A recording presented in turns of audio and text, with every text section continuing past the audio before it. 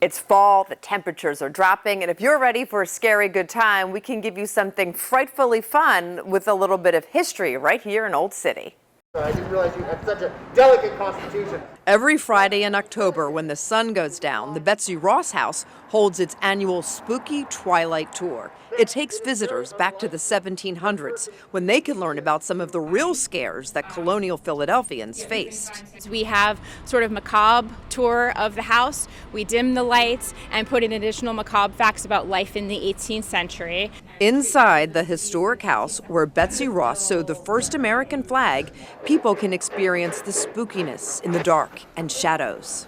We had the TV show Ghost Hunters here years ago to investigate. They certainly said this place is haunted. And Betsy herself says it was a dark and spooky time for everyone back then. We live in darkness with nothing but candlelight to cut through the night.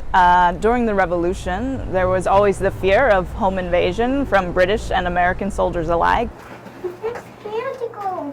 But the real scares of 18th century Philadelphia was the fear of disease, a feeling we know all too well with the COVID-19 pandemic raging current day.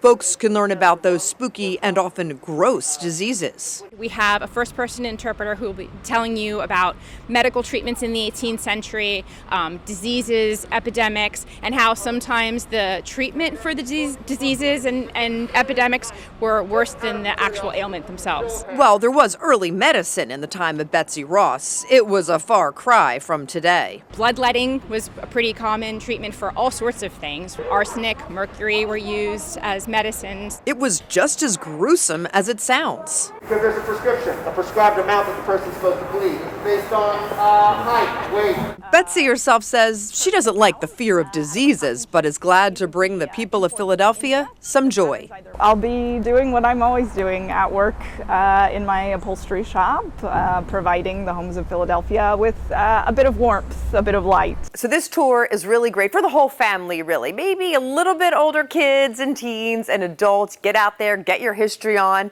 learn a little something and have something fun. So much to do right here in Old City. If you have any story ideas for the Jerrick Report, hit me up on Twitter. My handle is @MikeFox29.